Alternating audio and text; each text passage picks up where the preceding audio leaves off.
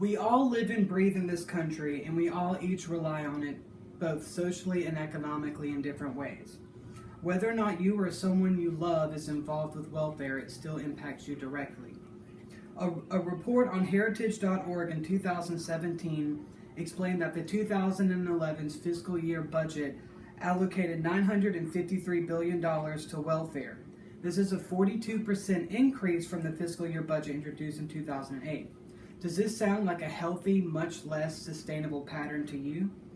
There are many theories out there as to how poverty in the United States can be alleviated, both in modification to how the budget is distributed to changes to our society.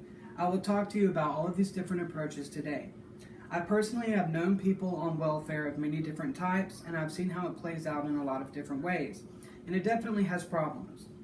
First, I'll talk to you about the trends that have been present in welfare and the behavior of its participants, showing you that a problem does exist, that it is important, and that it affects you.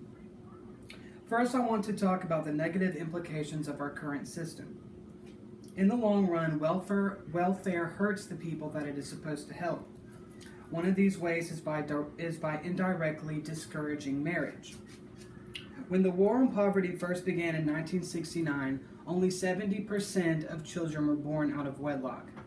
Today, that number is closer to 40%, and for particular minority groups, it extends past 72%. It cannot be definitely pinned on economic problems, as there are also social and cultural phenomenon that could contribute to this, but it is for sure that welfare recipients are penalized economically and receive reduced supplementary income. This, to an extent, can encourage families with less support. Welfare also erodes the work ethic of low-income demographics, because under the current system, able-bodied people are not required to work, and they're also not required to prepare for work.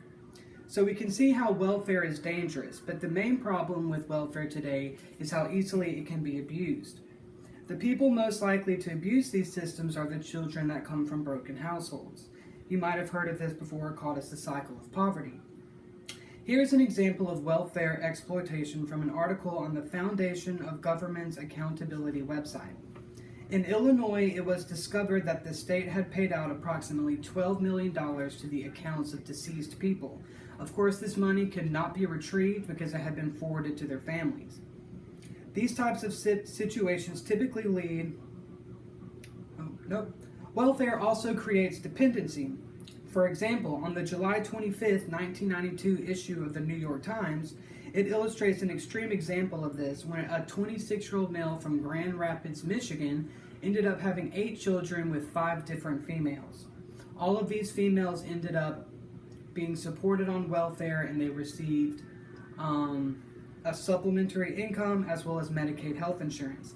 These types of situations typically lead to dependency on welfare because, as a single mother dependent on government assistance, as K.A. Moore describes in his academic journal article, Teenage Childbirth and Welfare Dependencies, opportunities like education, which usually lead to financial independence, are interrupted. Not only that, but these situations usually end up to more children being born after the first. But it doesn't have to be this way. There are some potential solutions out there, like increasing the minimum wage. Minimum wage has not increased in a very long time. It has persisted much longer than the financial recession, which caused it to stall in the first place. If we double back around to how welfare engenders dependency, we can see that because of the low wages that permeate the vast majority of the jobs out there, there is no real benefit to leaving welfare to work. There is simply no advantage.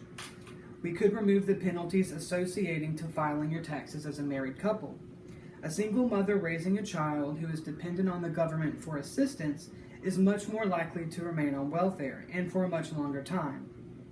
Sometimes this is intentional, and it is related to the previous point regarding the minimum wage.